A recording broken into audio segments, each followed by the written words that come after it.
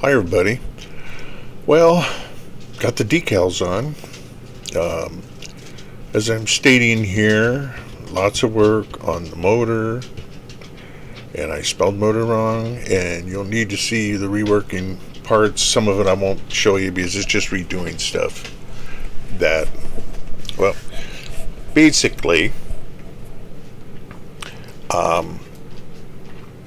this cylinder head, the water jacket, isn't tall enough, but what I mean is compared to the cylinders need to be a little lower, and the block was too wide. So to fit in, it fit in the car, but it won't fit in the car with all the everything on it. So I had to do some paring down of different stuff, as you already seen before. I cut the cylinder head down. The the the the base of it, and I don't have no plans. Okay, I'm going off a drawing and scaling it to the plans I have, to make sure all cylinders lined up with the exhaust and that, so none of it would be halfway. Anyway, right here I am making, with the stretch sprue and that, I am making the lifters. I pulled the other lifters out. They looked like crap. So this is the lifter and the push rod going up to the intake and exhaust valve. So I wanted to do this out of metal, or I had nothing that would fit that tubing. That was either too big or too small. So I had to go with plastic sprue. It don't mean any difference. It doesn't make any difference because the brass doesn't get painted, but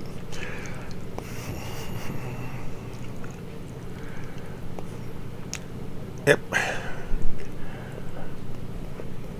Got all 8 of them there. Now,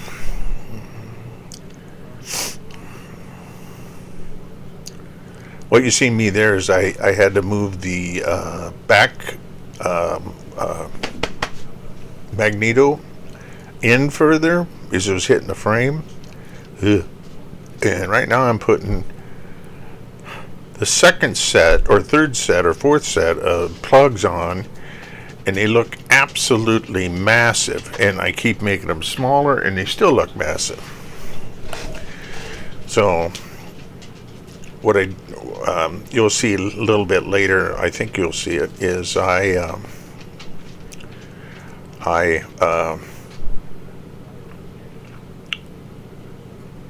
took crap.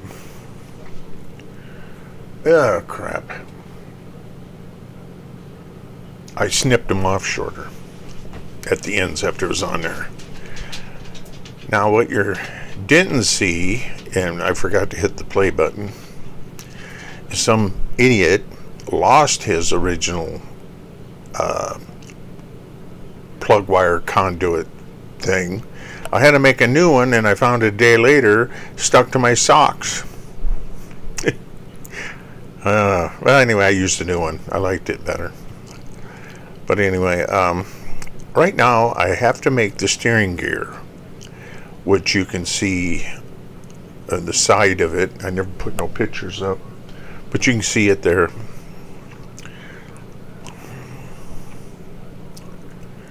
And you got to remember, there's no plan. I only have the outside and top view plan of this car. So I'm going off photos, and I have to make it fit. That's why there's a lot of... When I do an airplane, I have everything. I can literally figure it out. But with this thing here is totally off the map. I'm lucky it came out as well as it is. So this had a big brass nut on it, and I had a small brass nut. That makes it look like a big brass nut when I put it on the... Sorry you can't see it, just the way it goes. I can't get my camera to go sideways on this stuff. I don't know why. Some will do it, some won't.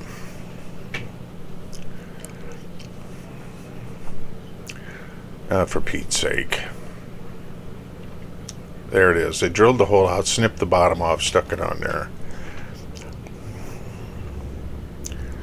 Now I got to make the end of it, which protrudes out the bottom,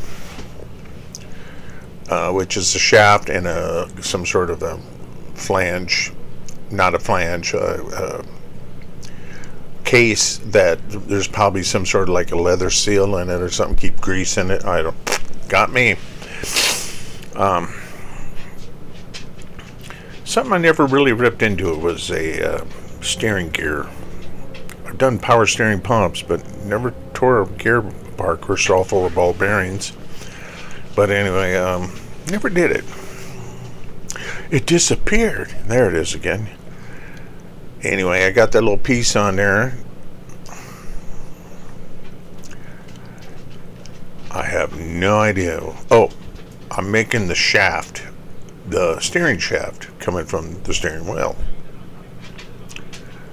to the back end of it, and the bolts. I do have bolt heads. I should have ordered a little heavier than I did. Plastic ones, but I think I just used sprue. I'm like, you can see it's bolted.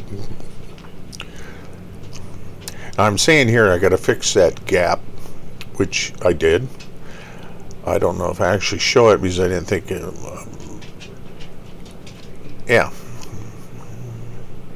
What I did there is I glued the body down and ran some super glue underneath it. Then I went back with some putty that was more water based and filled in the gap and cotton swabbed it and cleaned it up and then smoothed it all in, so it's looking way better. Still on steering gear.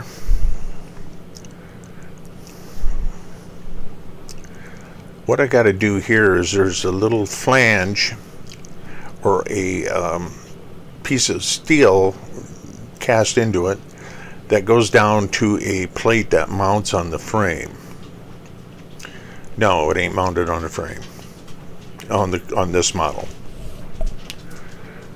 It just, man, I could probably spend a month drawing this stuff out and still get some of it wrong. So I mean, it's really kind of one of the mistakes I didn't realize I did, believe it or not, was part of the problem was, it has that bottom piece of steel, aerodynamic shield, whatever you want to call it. It was too angled back, so when I cut that out, the motor fit in. So I got to make a little piece put in there, and now the motor can be scooted forward. Everything lines up. So, like I said, there's no plans. Only gives you no bottom view, no nothing, no 3 view, no carve out. I don't know what they call them, cutaways, to where you can make it and gauge if everything is right when you're making the mold. Nothing. I could have done that, and I should have probably did it, but I didn't think it was going to be that important. In hindsight, I would do it. I'd definitely do it. Now I'm making the bolts, nuts, whatever you want to call it.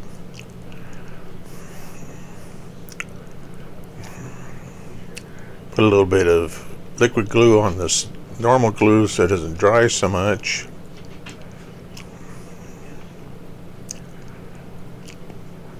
I'm probably the only man left that uses tube glue.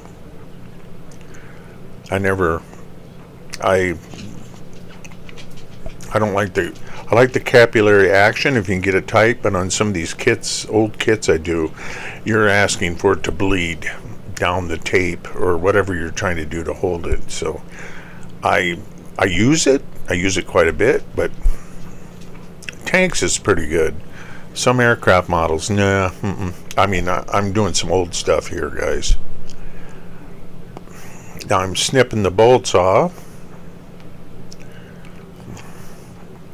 I gotta must have knocked one off.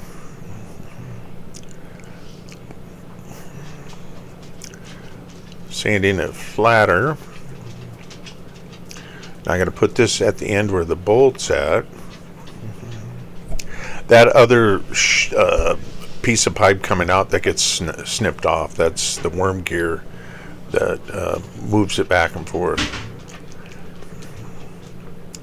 Now the little square piece I got to add to that angled bracket thing. There we go. Trimming that down. Naturally, I broke off the other thing. Got to glue that back on. No big deal. Now I'm painting it. Ugh.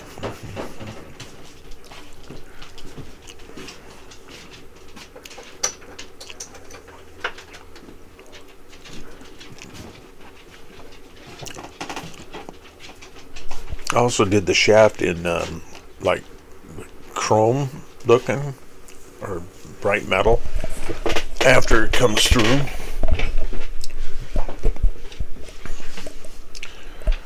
Now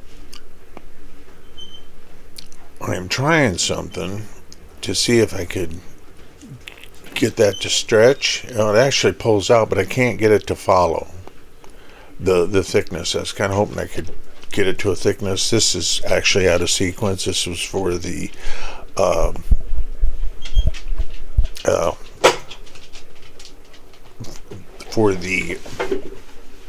lifters and push rods. Anyway, have no idea what I'm doing. This is where I have to remake, but I'm making out of aluminum, the new duct, or the new, not duct, conduit thing.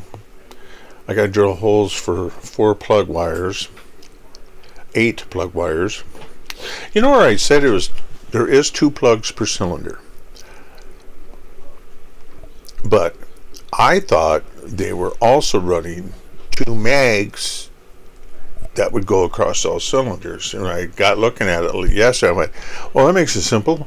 No, it's 1 mag per 4 wires per coil for the 2 banks. So it really makes it a lot easier to go for that. I was really shocked because the airplane ones are you got 2 mags and all of them go to each cylinder.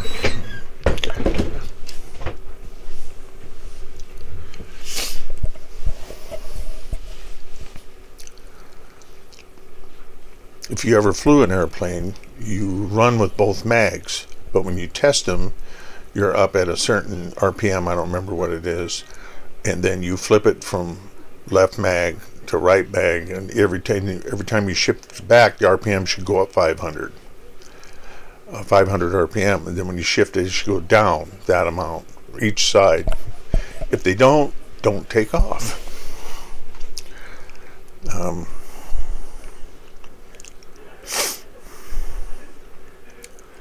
This thing was extremely fragile.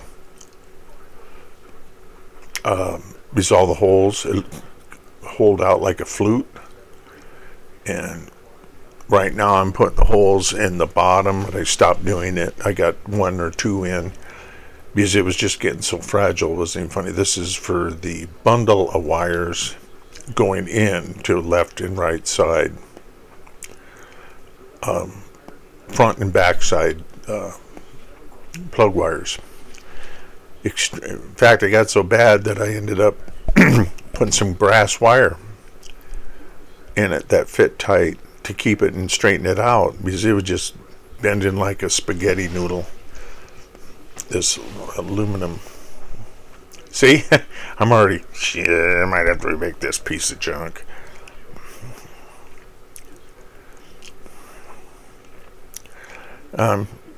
Just kind of notching holes with my Dremel.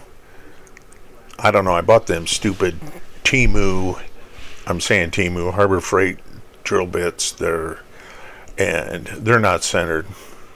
They're really not centered. They're good with hand drills, but not with any kind of power ones. Anybody knows any good ones, let me know. And that's when I put that in there, the wire in there, and then I will take that and rub it back and forth until it straightens out. I keep it in there.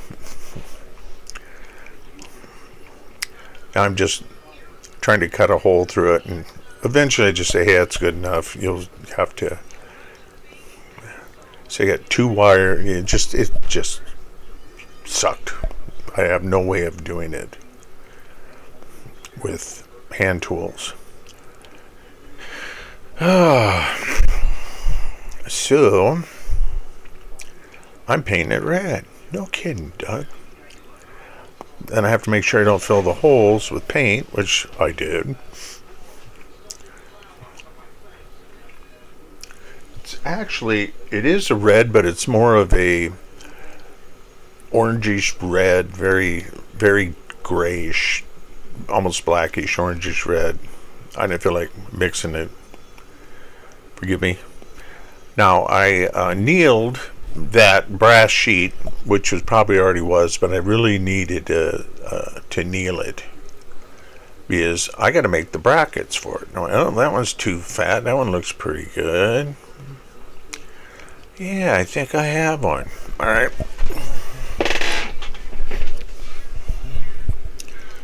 So I'm taking my, I don't even know what they call these. They're like mandrels. Pliers for bending circles, like for rings and stuff like that, but not an actual mandrel. I made the little clips to go on to the brass clips that are used to hold it onto the. Oh, and this was a pain in the butt. I don't know. I've been having trouble physically with some stuff. Just my hand gets shaking so bad. It's like, thank God I wasn't like a bomb squad guy. I'd be dead.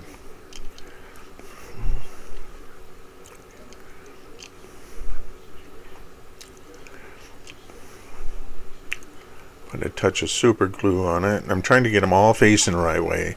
Do you think they would listen to me? No.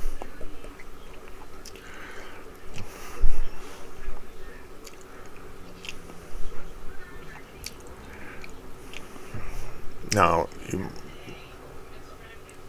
there we go. Of course, you see it off camera. Probably when I do my best work. Anyway, this car is about done, guys. Really. This is the decals I printed out. Yeah, this thing's about done. The motor's ready, getting ready to be put in. The wheels, the brakes in the back, the what do they call it? The suspension shock absorbers, which is I'm trying to think. It was they used the same thing on a World War I tank. It was like elliptical or something suspension. It's rubber being twisted, and it slows it down and dampens it going the other way. These actually worked really well, and I'm just trying to. Here we go. I let it dry a good 24 hours before I sealed it with the gloss coat. Now I'm doing the Blitzen Benz part. You know, that thing was a pain in the butt.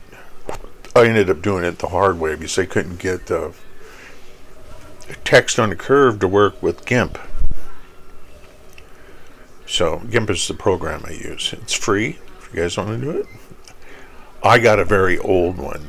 I never updated it to the new because I knew it well, and sometimes they'll get you a new one and you're totally lost. So I should download the new one. I also have 1.2, which is the oldest one that I know of, and that one does the best with printing. That's kind of odd. Now I'm cutting out the individual number 2 car. and now I'm doing the like the it's in the back of the car behind the rear axle. They have that it was the world record of 142 miles an hour, beat the original Blitzen Benz only one way, so it's unofficial. So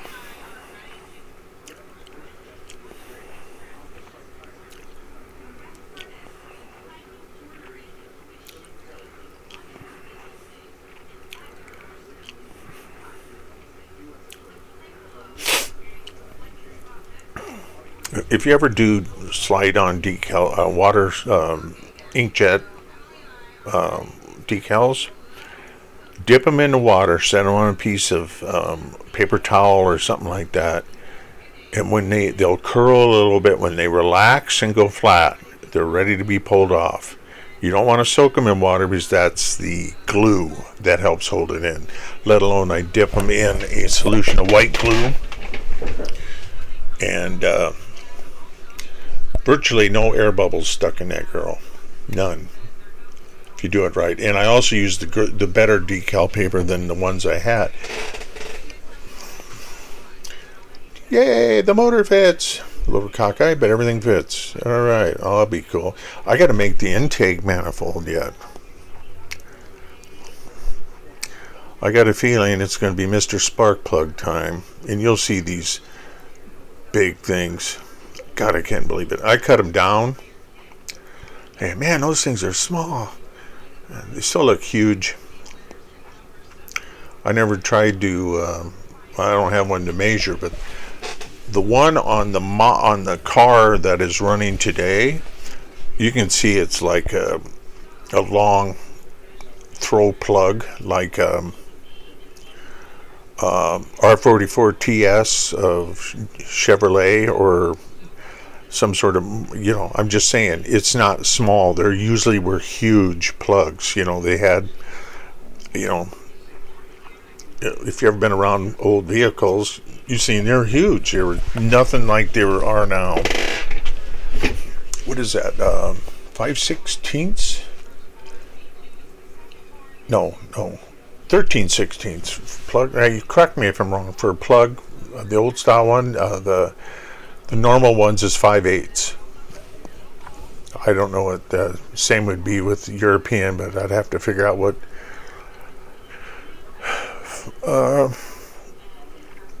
Probably around 13 millimeter, maybe 14. I don't know.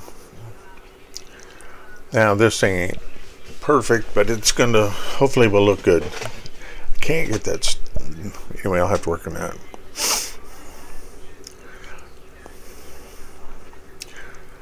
So I got to get those goofy things put on.